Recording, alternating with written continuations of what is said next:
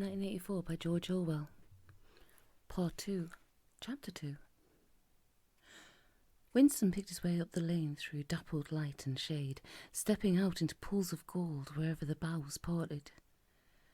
Under the trees to the left of him, the ground was misty with bluebells. The air seemed to kiss one's skin. It was the 2nd of May. From somewhere deeper in the heart of the wood came the droning of ringdoves. He was a bit early. There had been no difficulties about the journey, and the girl was so evidently experienced that he was less frightened than he would normally have been. Presumably she could be trusted to find a safe place. In general, you could not assume that you were much safer in the country than in London. There were no telescreens, of course, but there was always the danger of concealed microphones by which your voice might be picked up and recognised. Besides, it was not easy to make a journey by yourself without attracting attention. For distances of less than 100 kilometres, it was not necessary to get your passport endorsed, but sometimes there were patrols hanging about the railway stations who examined the papers of any party member they found there and asked awkward questions. However, no patrols had appeared, and on the walk from the station he had made sure by cautious backward glances that he was not being followed. The train was full of proles, in holiday mood because of the summery weather. The wooden seated carriage in which he travelled was filled to overflowing by a single enormous family, ranging from a toothless great-grandmother to a month-old baby, going out to spend an afternoon with in-laws in the country, and, as they freely explained to Winston, to get hold of a little black market butter. The lane widened, and in a minute he came to the footpath she had told him of, a mere cattle track which plunged between the bushes. He had no watch, but it could not be 15 yet. The bluebells were so thick underfoot that it was impossible not to tread on them. He knelt down and began picking some, partly to pass the time away, but also from a vague idea that he would like to have a bunch of flowers to offer to the girl when they met. He had got together a big bunch and was smelling their faint, sickly scent when a sound at his back froze him, the unmistakable crackle of foot on twigs. He went on picking bluebells. It was the best thing to do. It might be the girl, or he might have been followed after all. To look around was to show guilt. He picked another and another. A hand fell lightly on his shoulder. He looked up. It was the girl. She shook her head evidently as a warning that he must keep silent, then parted the bushes and quickly led the way along the narrow track into the wood. Obviously, she had been that way before, for she dodged the boggy bits as though by habit. Winston followed, still clasping his bunch of flowers. His first feeling was relief, but as he watched the strong, slender body moving in front of him, with the scarlet sash that was just tight enough to bring out the curve of her hips, the sense of his own inferiority was heavy upon him. Even now it seemed quite likely that when she turned round and looked at him, she would draw back after all.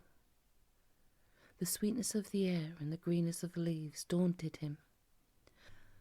Already on the walk from the station, the May sunshine had made him feel dirty and etiolated, a creature of indoors with the sooty dust of London in the pores of his skin.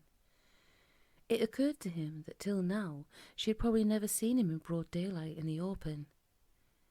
They came to the fallen tree that she had spoken of. The girl hopped over and forced to part the branches, in which there did not seem to be an opening. When Winston followed her, he found that they were in a natural clearing, a tiny grassy knoll surrounded by tall saplings that shut in completely. The girl stopped and turned. "Here we are," she said. He was facing her at several paces' distance. As yet he did not dare move nearer to her. "I didn't want to say anything in the lane," she went on, "in case there's a mic hidden there. I don't suppose there is, but there could be. There's always the chance of one of those swine recognising your voice. We're all right here." He still had not the courage to approach her. "We're all right here?" he repeated stupidly. "Yes. Look at the trees." They were small ashes, which at some time had been cut down and had sprouted up again into a forest of poles, none of them thicker than one's wrist. "There's nothing big enough to hide a mic in. Besides, I've been here before." They were only making conversation. He had managed to move closer to her now. She stood before him very upright, with a smile on her face that looked faintly ironical, as though she were wondering why he was so slow to act. The bluebells had cascaded onto the ground. They seemed to have fallen of their own accord. He took her hand. "Would you believe," he said, "that till this moment I didn't know what colour your eyes were?" "They were brown," he noted, "a rather light shade of brown, with dark lashes. Now that you've seen what I'm really like, can you still bear to look at me?" "Yes, easily." "I'm 39 years old. I've got a wife that I can't get rid of. I've got varicose veins. I've got 5 false teeth." "I couldn't care less," said the girl. The next moment, it was hard to say by whose act, she was in his arms. At the beginning he had no feeling except sheer incredulity. The youthful body was strained against his own, the mass of dark hair was against his face, and yes, actually she had turned her face up and he was kissing the wide red mouth. She had clasped her arms about his neck. She was calling him darling, precious one, loved one. He had pulled her down to the ground. She was utterly unresisting. He could do what he liked with her. But the truth was that he had no physical sensation except that of mere contact. All he felt was incredulity and pride. He was glad that it was happening, but he had no physical desire. It was too soon. Her youth and prettiness had frightened him. He was too much used to living without women. He did not know the reason. The girl picked herself up and pulled a bluebell out of her hair. She sat against him, putting her arm around his waist. "Never mind, dear. There's no hurry. We've got the whole afternoon. Isn't this a splendid hideout? I found it when I got lost once on a community hike. If anyone was coming, you could hear him 100 meters away." "What is your name?" said Winston. "Julia. I know yours. It's Winston. Winston Smith." "How did you find that out?" "I expect I'm better at finding things out than you are, dear. Tell me, what did you think of me before the day I gave you the note?" He did not feel any temptation to tell lies to her. It was even a sort of love offering to start off by telling the worst. "I hated the sight of you," he said.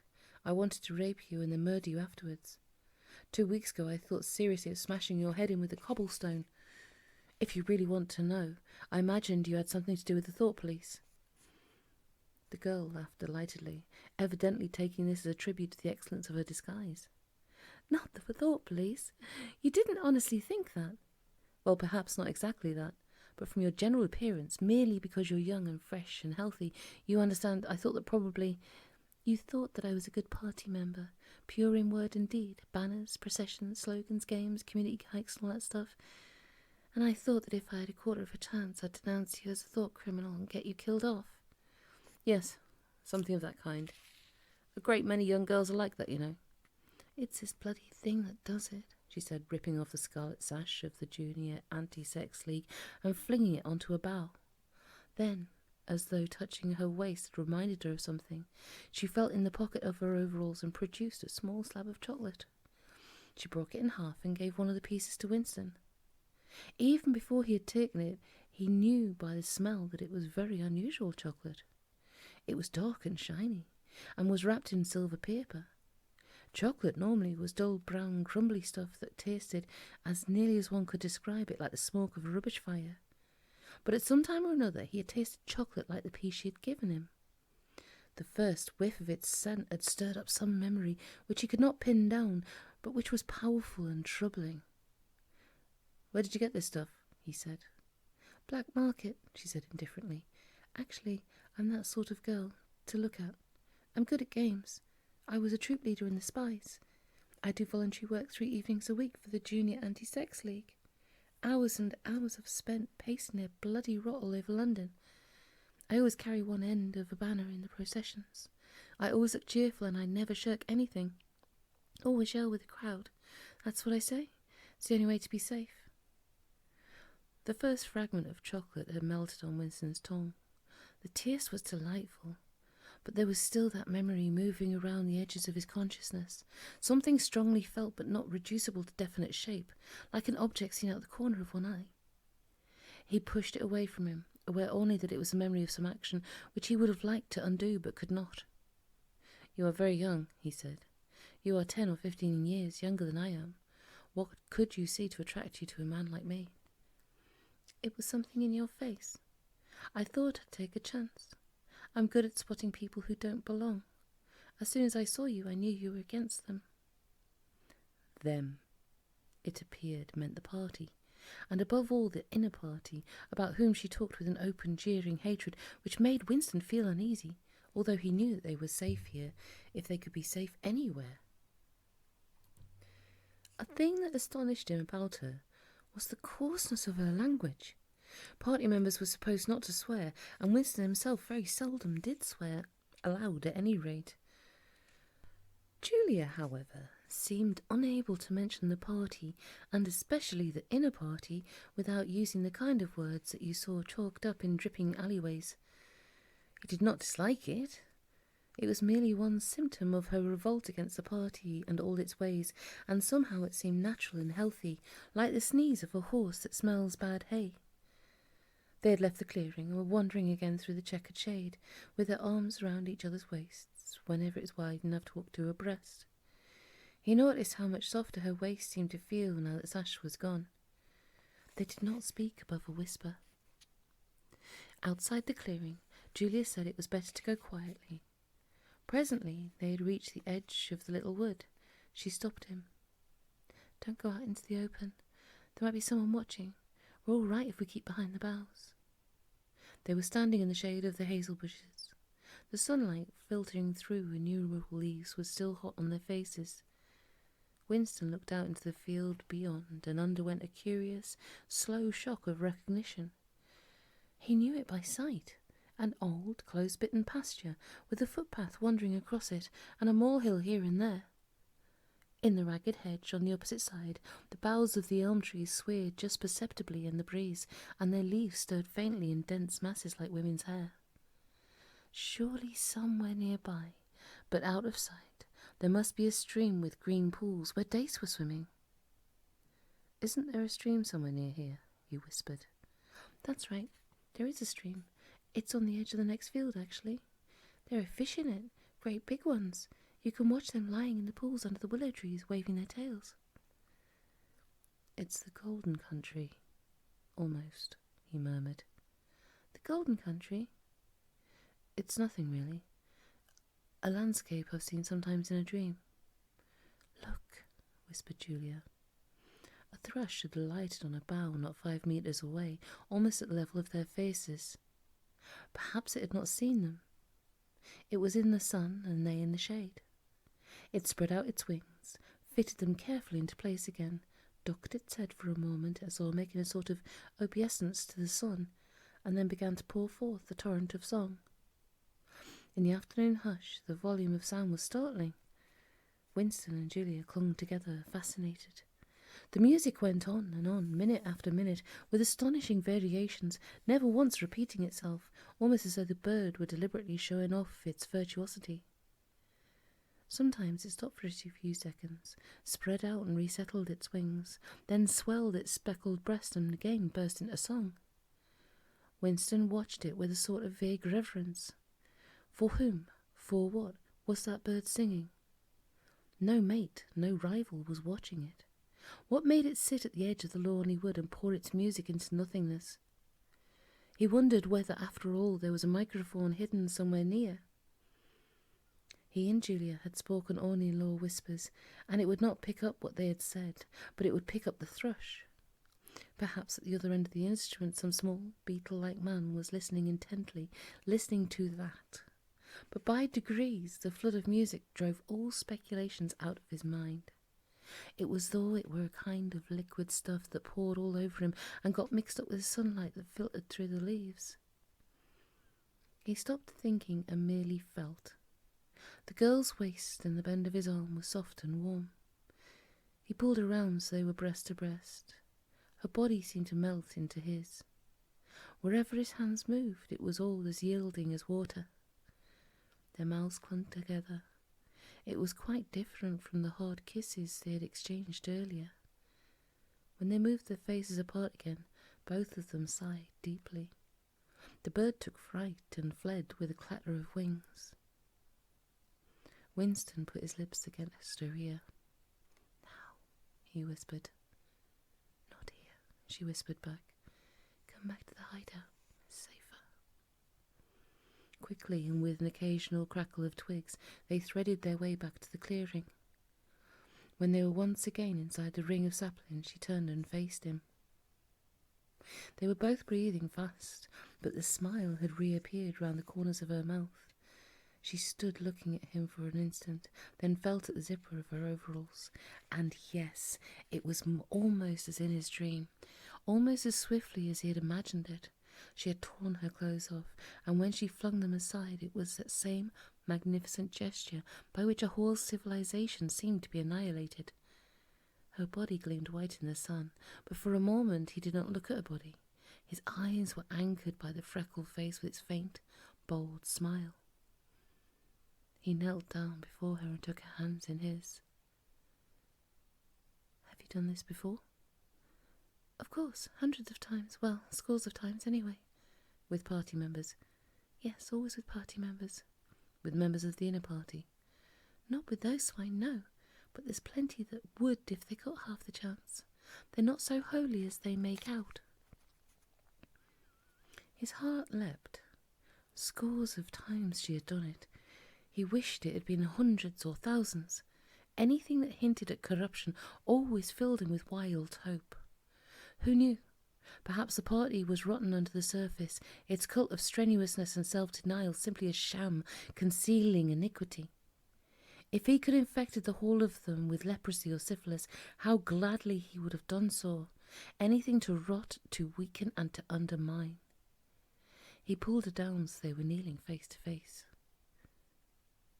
"Listen, the more men you've had, the more I love you. Do you understand that?" "Yes, perfectly." "I hate purity. I hate goodness. I don't want any virtue to exist anywhere. I want everyone to be corrupt to the bones." "Well, then I ought to suit you, dear. I'm corrupt to the bones." "You like doing this? I don't mean simply me. I mean the thing in itself." "I adore it." That was above all what he wanted to hear. Not merely the love of one person, but the animal instinct, the simple, undifferentiated desire. That was the force that would tear the party to pieces. He pressed her down upon the grass among the fallen bluebells. This time there was no difficulty. Presently the rising and falling of their breasts slowed to normal speed, and in a sort of pleasant helplessness they fell apart. The sun seemed to have grown hotter. They were both sleepy. He reached out for the discarded overalls and pulled them partly over her. Almost immediately they fell asleep and slept for about half an hour. Winston woke first. He sat up and watched the freckled face, still peacefully asleep, pillowed on the palm of her hand. Except for her mouth, you could not call her beautiful. There was a line or two around the eyes if you looked closely. The short dark hair was extraordinarily thick and soft. It occurred to him that he still did not know her surname or where she lived. The young, strong body, now helpless in sleep, awoke in him a pitying, protecting feeling. But the mindless tenderness that he had felt under the hazel tree while the thrush was singing had not quite come back. He pulled the overalls aside and studied her smooth, white flank. In the old days, he thought, a man looked at a girl's body and saw that it was desirable, and that was the end of the story. But you could not have pure love or pure lust nowadays. No emotion was pure, because everything was mixed up with fear and hatred. Their embrace had been a battle, the climax of victory. It was a blow struck against the party. It was a political act.